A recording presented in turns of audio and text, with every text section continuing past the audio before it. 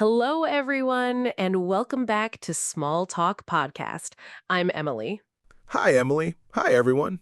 It's wonderful to be here with you today. Robert, we have something really important to talk about today, something that many English learners need to hear. Yes, Emily. Today, we're talking about studying English the wrong way. Many people study English for years, but they don't improve. That's so true.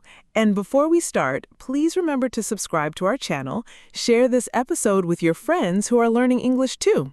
Yes, please do. And leave a comment telling us how you study English. We love hearing from you. Okay, Robert, let's start with the first big mistake. What do you think is the biggest mistake English learners make? I think the biggest mistake is only studying grammar rules.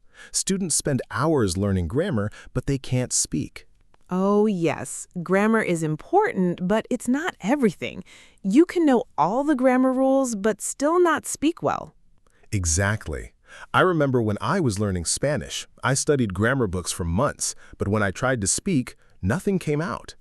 That's a perfect example. So what should people do instead? They should focus on communication. Use the grammar you know to speak and practice. Don't wait until you know everything perfectly. I love that advice. Speak from day one. Even if you make mistakes, it's okay. Mistakes help you learn. Absolutely. Making mistakes is part of learning. If you're not making mistakes, you're not trying hard enough. That's so true. Now let's talk about another big mistake. What about learning vocabulary the wrong way? Oh, yes. Many students try to memorize long lists of words. They write down hundreds of words and try to remember them all. And then they forget them the next day. I did this too when I was learning French. It didn't work at all. Same here. The problem is that words need context. You need to learn words in sentences, in real situations. So instead of memorizing a list, learn words from stories, from conversations, from real examples. Exactly. When you see a word in a sentence, you understand how to use it. You remember it better too. Yes, and you should also use new words right away. Put them in your own sentences. Practice them in conversations. That's wonderful advice, Emily. Use it or lose it. If you don't use a word, you'll forget it quickly. Exactly. Now let's talk about listening practice. Do people make mistakes with listening too? Oh, definitely. One big mistake is only listening to textbook English. You know, very slow and very clear recordings. Right, that's good for beginners, but you also need to listen to real English. Native speakers don't talk like textbooks. Exactly. Real English is faster. People use contractions, they use slang, they speak with different accents. So what should learners do? Should they jump into fast English right away? Not right away. Start with slower English, but gradually listen to more natural speech. Watch movies, listen to podcasts, watch YouTube videos. Yes, and don't worry if you don't understand everything. That's normal. Just keep listening and you'll improve. That's right. Your brain needs time to get used to the sounds and the speed. Be patient with yourself. Great advice. Now let's talk about reading. Robert, what mistakes do people make with reading? Many students try to understand every single word when they read. They stop at every new word and look it up. Oh, yes, and that makes reading so slow and boring. They lose the meaning of the whole text. Exactly. The better way is to read for general understanding. Try to get the main idea first. Don't worry about every word. Yes, you can often guess the meaning of new words from context. The words around them give you clues. That's right. And only look up the really important words, the ones that appear many times or that you really need. Good strategy. And also, read things that interest you. Don't force yourself to read boring textbooks. Absolutely. If you like sports, read about sports. If you like cooking, read recipes and food blogs. Make it fun. Perfect. When learning is fun, you learn faster and remember more. Now, what about speaking practice? Speaking is where many students feel stuck. They study for years but never practice speaking. Why do you think that happens? Why don't people practice speaking? I think it's fear.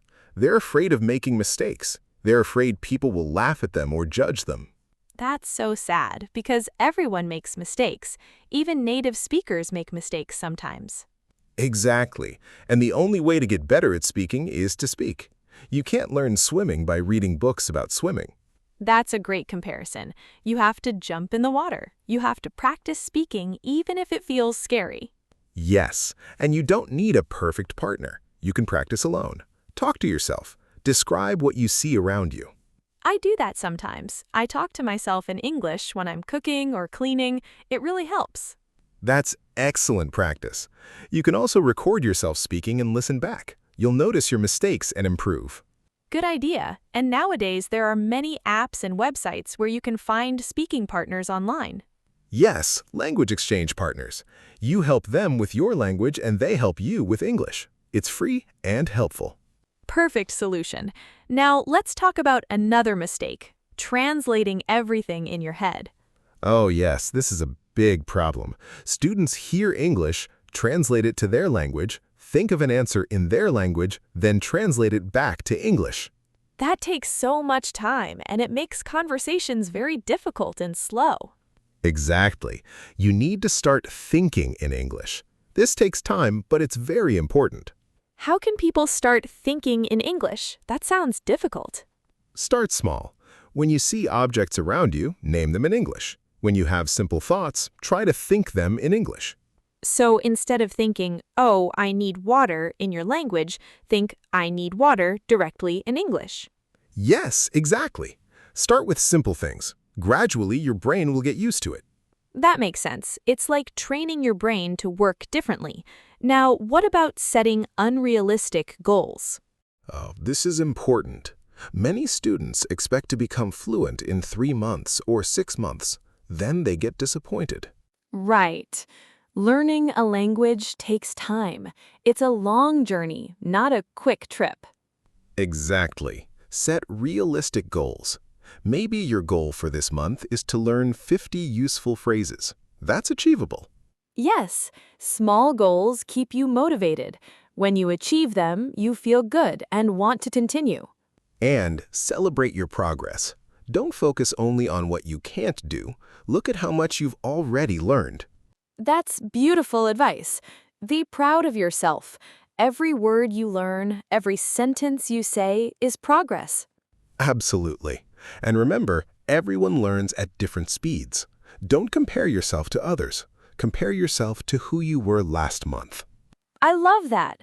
Compare yourself to your past self. That's the only comparison that matters. Now, let's talk about consistency. This is so important, but many people don't do it. What do you mean by consistency, Robert? Consistency means studying regularly, not studying 5 hours one day and then nothing for 2 weeks. Oh, yes, I see this all the time. People get excited, study a lot for a few days, then stop completely. Exactly. It's much better to study 20 minutes every day than 3 hours once a week. Why is that better? Because your brain needs regular practice to remember things. When you study every day, the information stays fresh. That makes perfect sense. It's like exercising. Exercising a little every day is better than exercising a lot once a month. Perfect comparison. Build a daily habit. Make English part of your everyday life. Yes, maybe listen to English while you're cooking, or read English before bed. Find ways to fit it into your routine. Exactly. When it becomes a habit, it's not hard anymore. It's just part of your day. Wonderful. Now, Robert, let's talk about using only one resource. Is that a mistake? Yes, it can be. Some students use only one textbook or one app. They don't try different things. And why is that a problem? Because you need variety. Different resources teach different things. They keep learning interesting and fresh. Right. You could use a textbook for grammar, podcasts for listening, apps for vocabulary, and videos for pronunciation. Exactly. Mix different methods. This way, you develop all your skills: reading, writing, listening, and speaking. And it keeps you motivated. If one method gets boring, you can switch to another. Yes, learning should be enjoyable. If you're bored, try something new. Perfect advice. Now let's summarize everything we talked about today. Robert, what are the main points? First, don't focus only on grammar. Use English to communicate. Second, don't memorize word lists. Learn words in context. Third, listen to real English, not just textbooks. Fourth, read for general understanding, not every single word. Fifth, practice speaking even if you're afraid. Sixth, stop translating in your head. Start thinking in English. Seventh, set realistic goals and celebrate your progress. Eighth, be consistent. Study a little every day. And finally, use different resources and methods. Keep learning interesting and fun. These are wonderful tips, Robert. I hope our listeners will use them and see great improvement. I hope so too, Emily. Remember, everyone, learning English is a journey. Enjoy the process. Yes, don't rush. Don't stress. Just keep practicing, and you will get better. And we're here to help you. We'll keep making episodes with useful tips and lessons. So please subscribe to Small Talk Podcast. Share this episode with your friends who are learning English. And leave us a comment. Tell us what mistakes you used to make and how you fixed them. We love reading your comments. They inspire us to make more helpful content for you. Thank you so much for listening today. We really appreciate you being here with us. Keep practicing, keep believing in yourself, and never give up. You can do this. Until next time, have a wonderful day and keep learning English the right way. Goodbye, everyone. See you in the next episode. Goodbye, and good luck with your English journey.